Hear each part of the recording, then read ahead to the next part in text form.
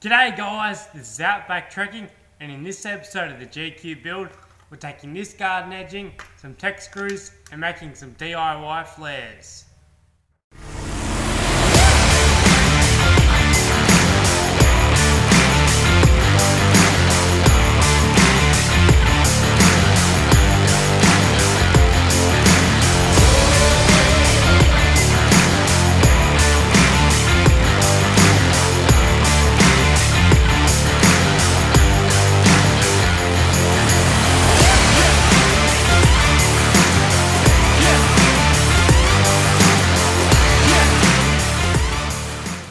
Righto, so we're going to use this garden edging and some tech screws and some flares just because I've got some tyre poke about, I don't know, an inch or so, so we're going to use these so we become road legal again.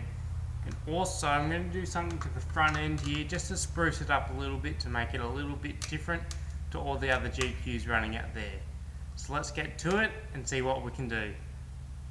Righto, so basically with this garden edging what we're going to do is we're going to put it up inside our guard here. You can see where the old flares were, right along here. It's going to tech screw it to this old girl. So hopefully I can get it under this mud guard, well not mud guard, side step. I'm going to run it all the way up here and just tech screw it. It's only an old vehicle. And yeah, then just trim it to length, cut it so it curves inwards, and that should look pretty mint and be road legal. So we'll get to that.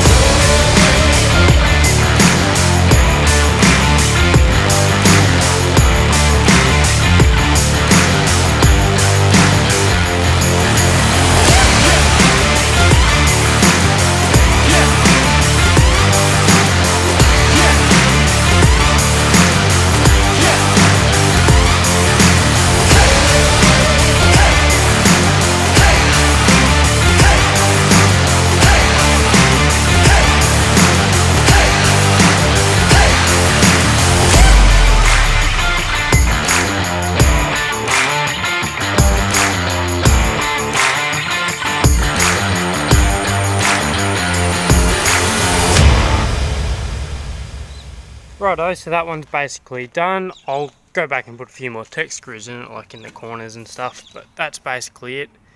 I did make a mistake at first. I came out too far, so instead I've come out 50mm because I've measured from this back rear, which pokes out the most because of the lift and the panhard rod. I need to get an adjustable one, but from basically here to the guard was 45mm, so I've come out 50mm just to make it a little bit wider than the wheel track, so that should be good. And when I do get an adjustable front and rear panhard rod, it should push it back in probably 20mm, so it's even on both sides. And yeah, I'll do the rest, the other three. It should be about the same process. So I'll get back to you when I'm done. And there we have it, 4 flares on the old GQ. Well, Mav actually, but that should cover me legal wise on the road. No more poke, eh? Sweet. probably go around in a couple of days when it's nice and hot and that's all squishy-ish, well not squishy, movable, and just shove a few more tech screws up in there just so it sits nicer, and when it warms up it'll warp a bit, so I'll be able to mould it back into place, which will be good. But I reckon that looks pretty good on either side. So yeah, DIY flares, eh? The old Bunnings garden edging, eh? Well, let's move on to that diff now and see what I've got installed for it.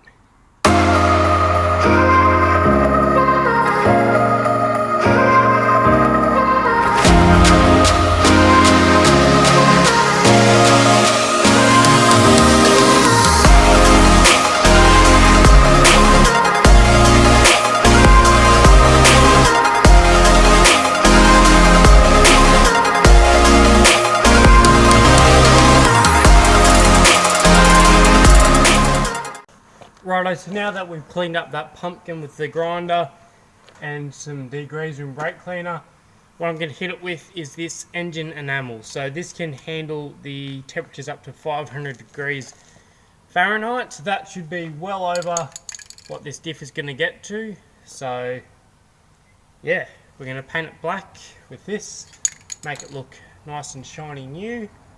Not going to do all of it, just going to do the pumpkin area. And then we'll have something extra installed for that, and you'll see.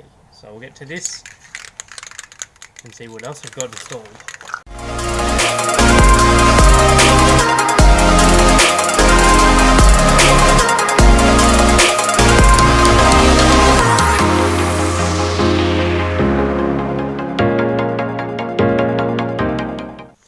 Righto, now that that's done, I'm going to let that dry until we can do what I'm going to do to it next.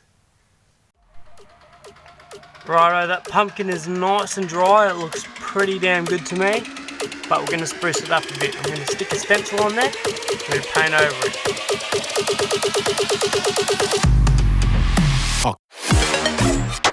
it.